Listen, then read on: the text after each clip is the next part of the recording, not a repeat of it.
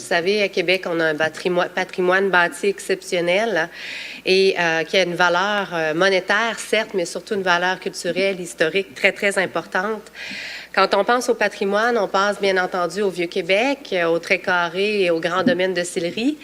On pense à des édifices comme le Petit Séminaire de Québec, le Château Frontenac et nos majestueuses églises.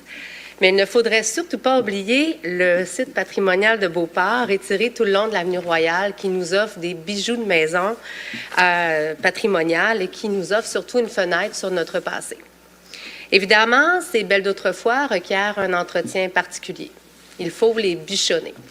La plupart des propriétaires assument ça et sont bien conscients que ça va coûter plus cher pour maintenir leur maison à niveau et justement conserver les caractéristiques d'origine de leur belle patrimoniale. Malheureusement, on constate en ce moment que pour plusieurs propriétaires, le prix devient trop élevé.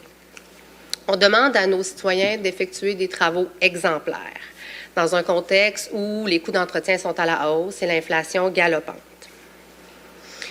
Il nous apparaît donc nécessaire de demander au gouvernement d'augmenter les enveloppes consacrées à la préservation du patrimoine bâti. À ces défis s'ajoute aussi la difficulté de trouver une compagnie d'assurance qui accepte d'assurer nos belles d'autrefois. Cette situation-là n'est pas nouvelle, mais elle semble affecter de plus en plus de propriétaires, au point où quelques-uns, ou même plusieurs, envisagent de se départir de leur maison. Ça devient aussi un enjeu pour les nouveaux propriétaires, ces acquéreurs de maisons qui ne trouvent pas d'assurance à un prix raisonnable ou pas d'assurance du tout. Et que dire de ces propriétaires qui sont maintenant captifs de leur investissement, dans l'impossibilité de vendre, puisque les nouveaux acquéreurs ne sont pas en mesure de sécuriser un prêt faute d'assurance. Et ces propriétaires non assurés qui risquent de tout perdre en cas de sinistre, c'est vraiment un cercle vicieux. Cette situation, il faut le dire, s'exacerbe au fur et à mesure que la Ville de Québec complète son inventaire du répertoire du patrimoine bâti et le rend disponible en ligne.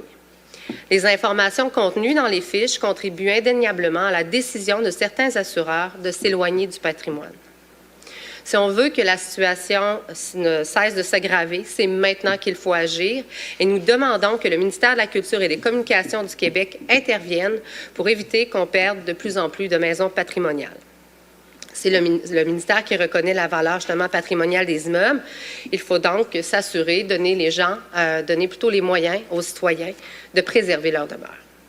En conclusion, Monsieur le Président, je souhaite simplement vous rappeler que derrière les murs, derrière les portes, il y a ces gens qui ont bâti, qui ont vécu, qui ont bâti notre histoire et notre patrimoine. Et c'est de leur rendre hommage que d'investir dans notre passé.